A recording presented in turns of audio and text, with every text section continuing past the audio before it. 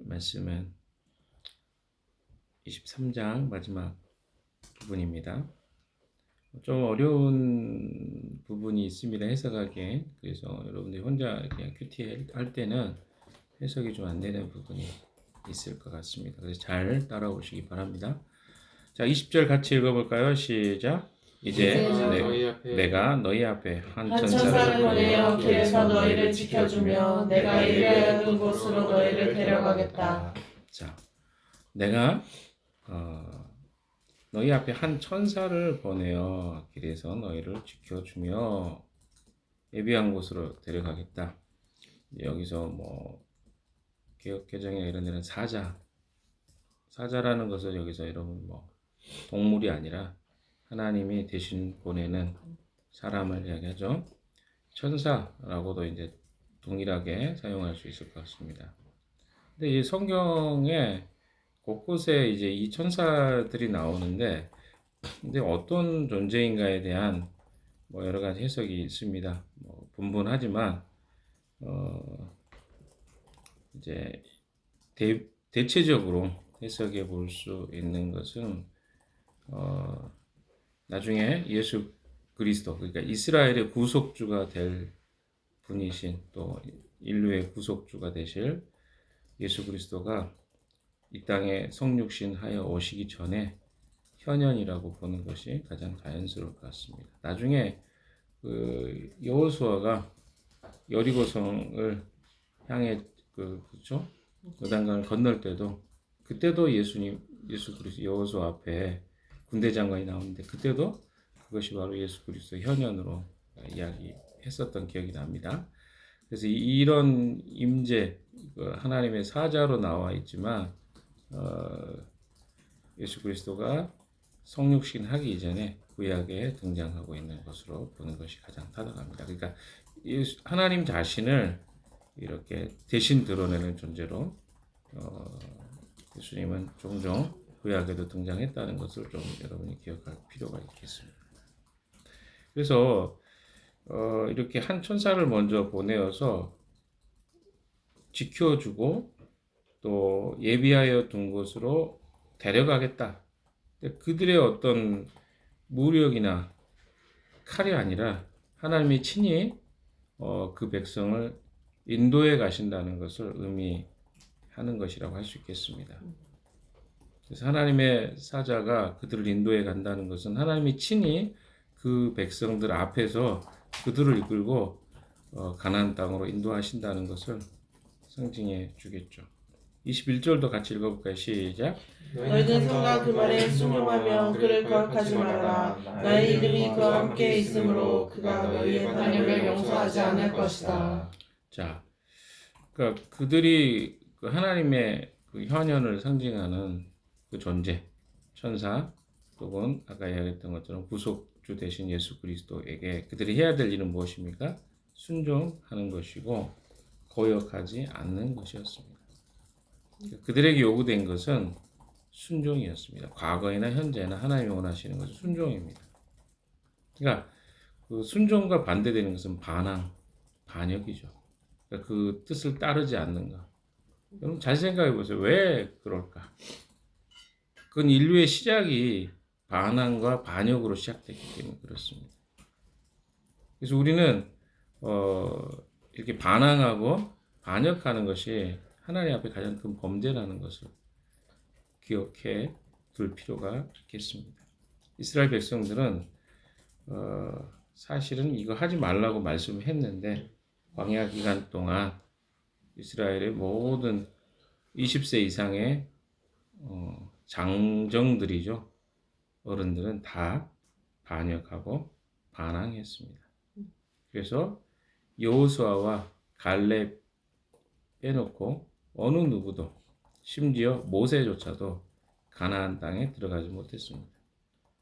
그래서 그들의 이 하나님이 이렇게 말씀하셨던 것을 가볍게 여긴 것이죠. 소홀히 여긴 것입니다. 굉장히 중요한 부분이라고 할 수 있겠습니다. 왜? 하나님은 분명하게 그 백성들에게 경고해 주셨거든요.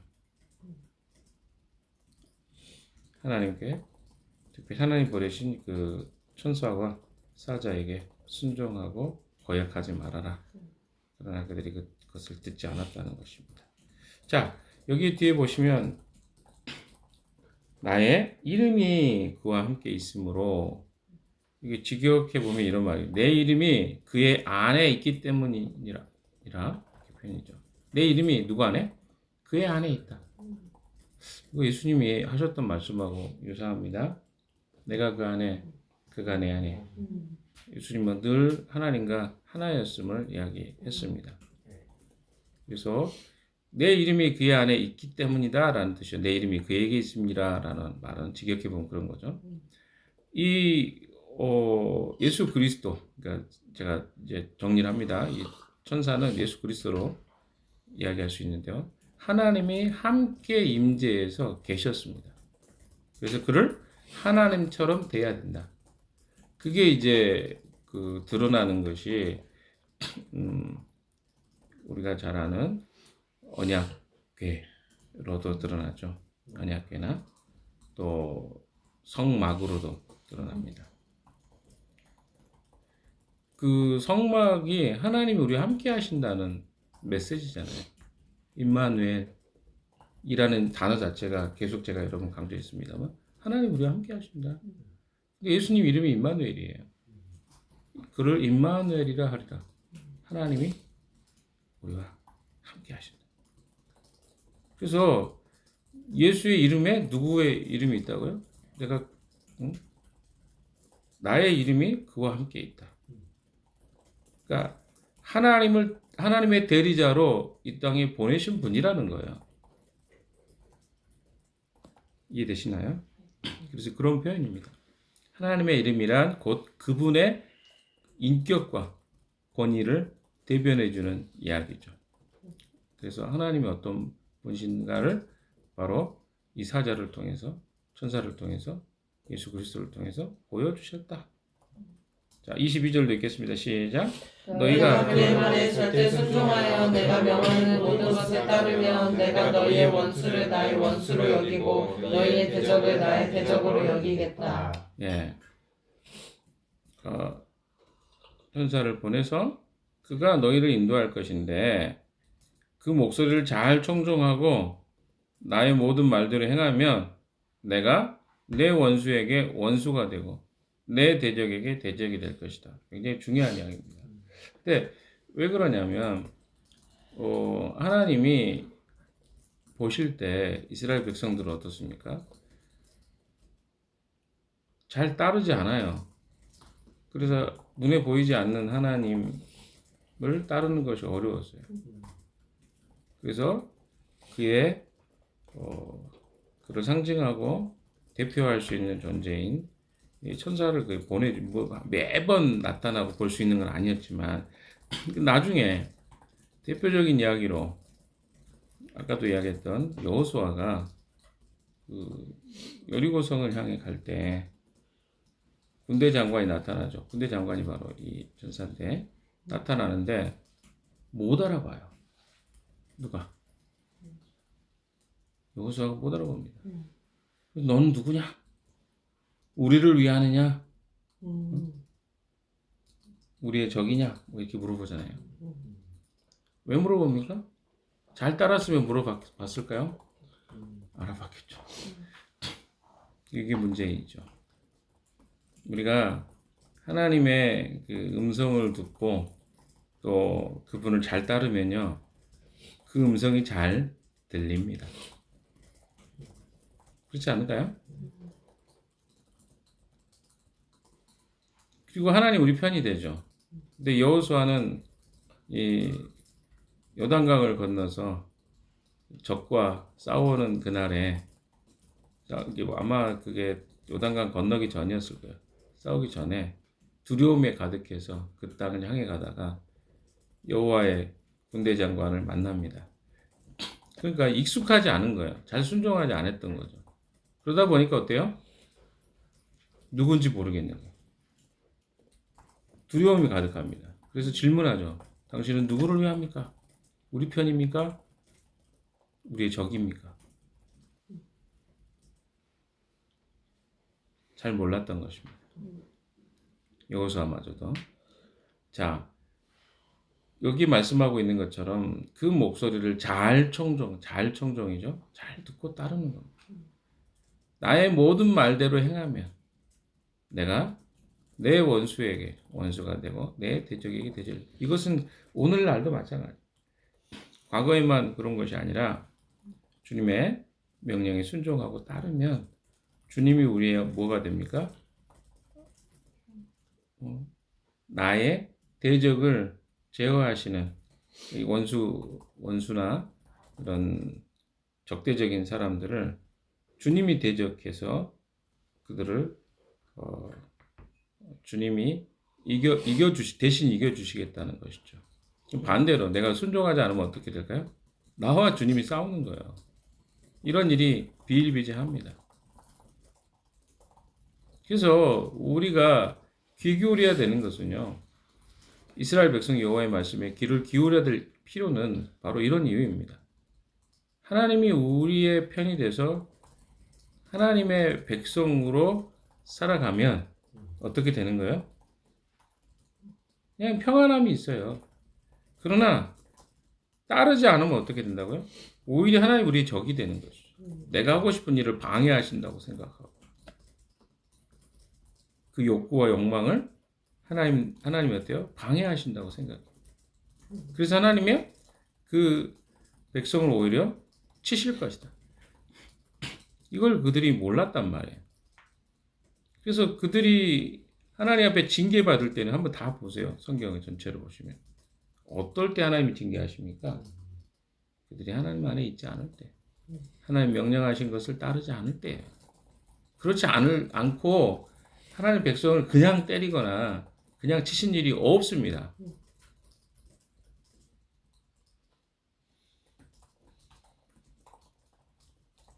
이것이 하나님이 이스라엘 백성에게 주신 메시지입니다.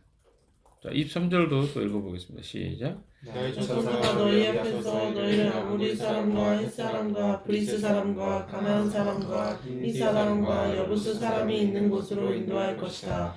내가 그들을 전멸시키겠다. 자, 이것은 하나님의 약속입니다. 아모리 사람과 헷 사람과 브리스 사람과 가나안 사람과 이 사람과 여부스 사람. 이거는 이제 가나안 7 족속입니다. 한 족속이 빠지긴 했는데 기르가스가 빠졌습니다. 그러나 이게 다 대표적으로 그 가나안 땅에 있는 사람들이죠. 여기에 의도가 있죠. 하나님이 이것을 다 언급한 것은 그냥 가나안 땅에 이런 사람들이 살고 있다가 이게 아닙니다.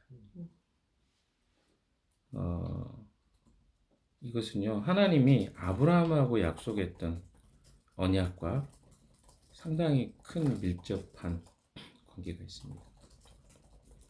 한번 같이 한 부분만 찾아볼까요? 창세기 15장. 창세기 15장 18절에서 21절.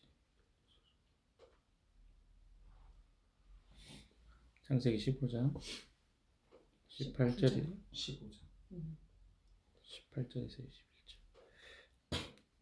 한번 읽어볼까요? 시작.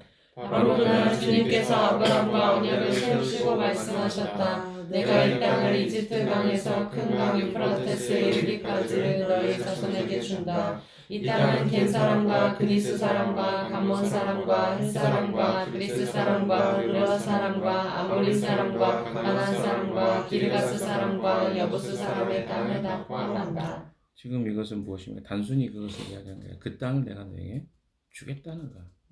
약속했던 그 땅. 그러니까 이거는 하나님의 약속이었습니다.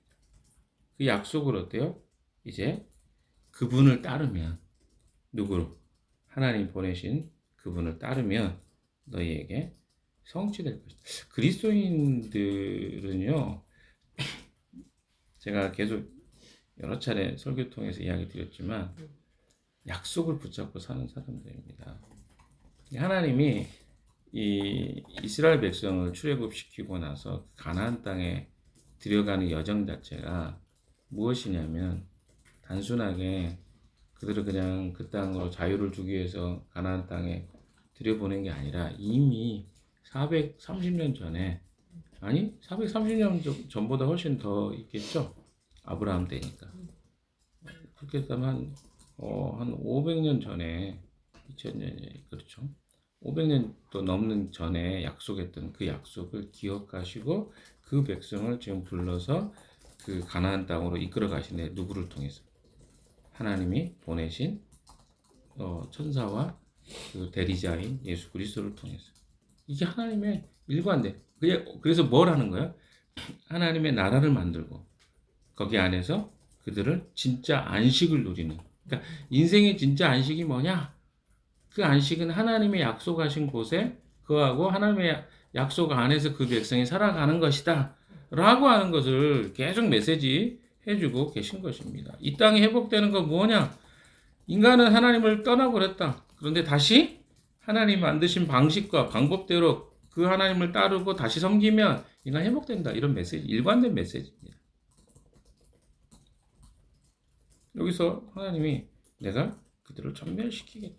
이거 다 약속이에요. 그러니까 이 무슨 말이냐면 이것은 전멸시키는 주체가 가나안 땅에 있는 사람들 전멸시키는 주체가 이스라엘 백성이 아니라 하나님이시라.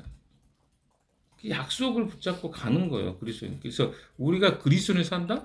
그거는 막 내가 혼자 길을 가는 그런 인생처럼 보이지만 이미 하나님이 우리에게 약속해 준 것을 우리는 어떻게 해요? 획득하는 거야. 그래서 약속을 모르면 획득도 못 하는 거죠. 네. 약속이라는 그 중대한 관점에서 그리스도인의 삶이 사라져 가는 것이지 약속 없이 그냥 너와 혼자 알아서 가라. 이런 거 없다는 거예요. 이 광야의 백성들을 인도해 내셨을 때 하나님 이미 이 시내산에서 그들을 어떻게 그리고 다 멸절시키겠다 그랬어요. 그리고 어떻습니까? 아이들을 다 주신단 말이에요. 근데 이걸 그들이 잊어버리고 기억하지 못하니까 결국은 실패하고 두렵고 하는 문제가 생기는 거죠.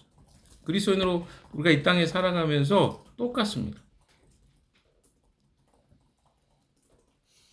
온전하게 하나님의 말씀과 그 약속에 순종하고 살아가면 거기에는 어때? 하나님의 통치와 다스림이 있는 것이고 우리가 그렇게 하지 않으면 우리 삶에는요 우리가 세상 밖에 있을 때 경험했던 그 두려움과 불안이 우리를 잠식하게 되는 것입니다. 24절 보겠습니다. 시작. 너희는 그들의 신들에게 엎드려서 절을 하여 섬기지 말 것이며 그들의 종교적인 관습을 본받지 말아라. 신상들을 다 부수고 그들이 신성하게 여기던 돌기둥들을 깨뜨려 버려라. 25절 읽겠습니다. 너희는 주 너희 하나님 나만을 섬겨야 한다. 그러면 내가 너희에게 복을 내려 빵과 물을 주겠고 너희 가운데서 질병을 없애겠다. 자, 이게 무엇입니까? 그러니까 그들이 아까도 이야기했던 것처럼 이스라엘 백성들이 하나님의 명령과 말씀에 순종하면 가나안 땅에도 들어가겠고 그 땅에 있는 백성도 내가 멸절시킬 거야. 그런데 너희가 하지 않아야 될 일이 있는데 그것은 그들의 신, 이 가나안 땅에 있는 일곱 족속의 신들을 섬기지 말아야 된다. 종교적인 관습을 보고도 본받지 말아라. 그리고 신상은 다 부수고 아주 구체적으로 이거 다 없애라. 왜? 그것들이 너희를 나로부터 떨어지게 분리되게 하기 때문에 그렇다는 거죠. 그래서 나만을 섬겨라. 그러면 내가 너에게 뭘 내립니까? 직접적으로 복도 주신데 복이라는 게 어떤 복? 물질. 그렇죠? 물질의 복도 주시고 또 뭣도 주십니까? 빵하고 물 그리고 질병 이 세 가지를 이야기합니다. 하나님이 이런 약속은요.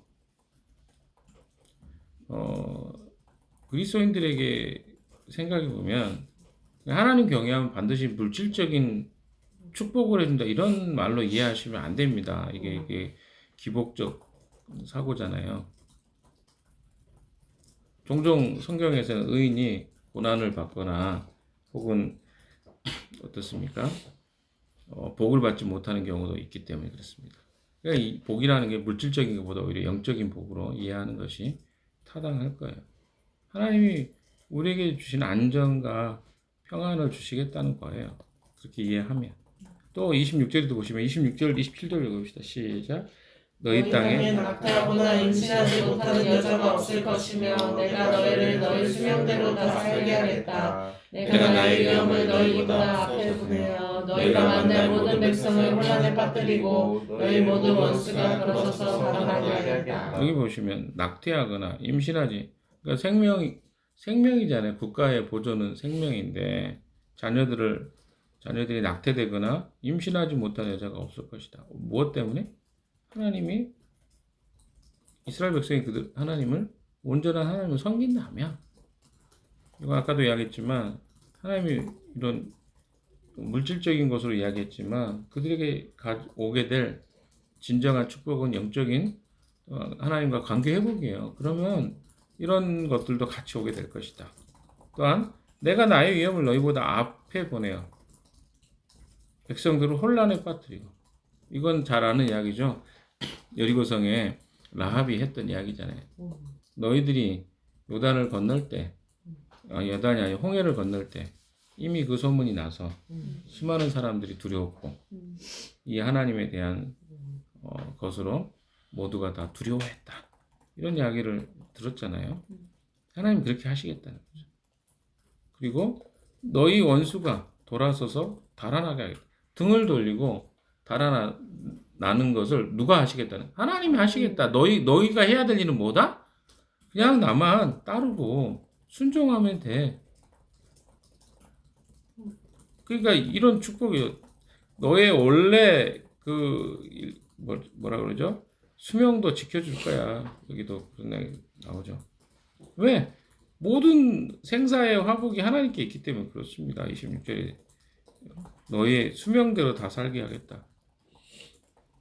이게 범죄 때문에 인간이 빨리 죽는 거예요. 죽는 것도. 그러니까 뭐 오래 살면 하나님 뜻대로 산 거고 빨리 죽으면 뭐 문제, 그건 아니겠죠. 지금 시대에. 그러나 하나님이 원하는 건 뭡니까? 그리스도인들의 삶에 이런 문제와 일들에 대해서 하나님은 관심을 갖고 계셔요. 주관하신다는 겁니다. 생사의 주관자가 하나님이시라는 거예요. 우리들이 젊든 나이가 들었든 하나님께 달려 있습니다. 우리의 대적 앞에 우리가 자신감 있게 되는 것도 하나님이 그렇게 하시겠다는 거예요.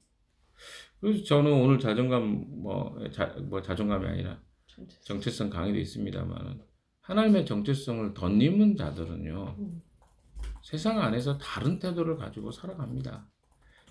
그런데 우리가 하나님 앞에서 정체성이 아니다 보니까, 그렇잖아요. 하나님의 정체성이면 뭐 어떻게 되는 거예요? 27절 이야기한 것처럼 원수가 도망가요. 왜 도망갑니까? 하나님 때문에. 내가 믿고 있는 하나님 때문에 그런 거예요. 내가 어떤 사람이 아니라 하나님의 정체성으로 살아가면 사람들이 그걸 느껴요. 그런데 어떻습니까? 내가 애써서 사람들에게 잘 보이려고 애쓰고 내가 노력하는 것으로 내가 괜찮은 사람이 되려고 하는 사람은 사람들 앞에서 벌벌 떨게 돼요. 왜? 자기 자신으로 꾸며야 되니까. 28절 내가 말벌을 너희보다 앞질러 보내어 히윗 사람과 가나안 사람과 헷 사람을 너희 앞에서 쫓아내겠다.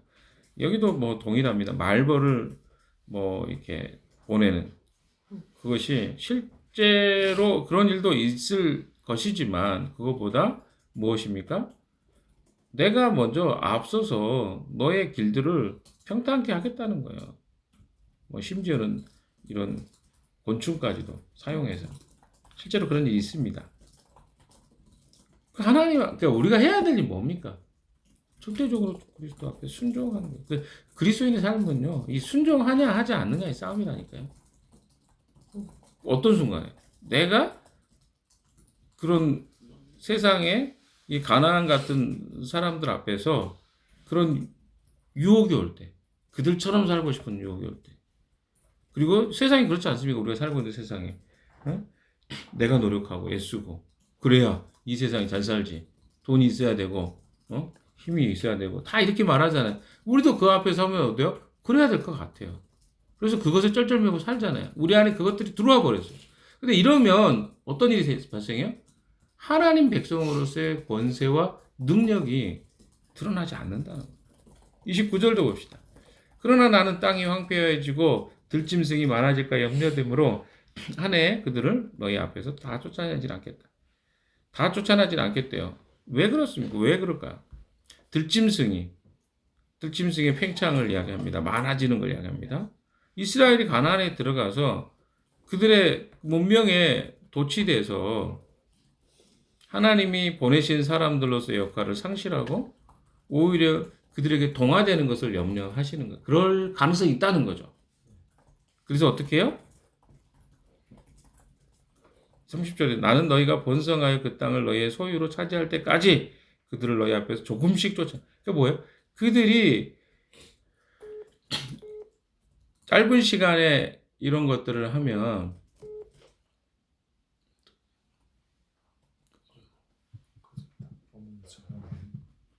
네, 어머니가 돼서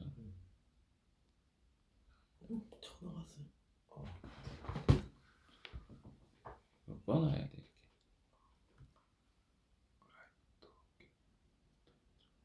방해받지 못하게.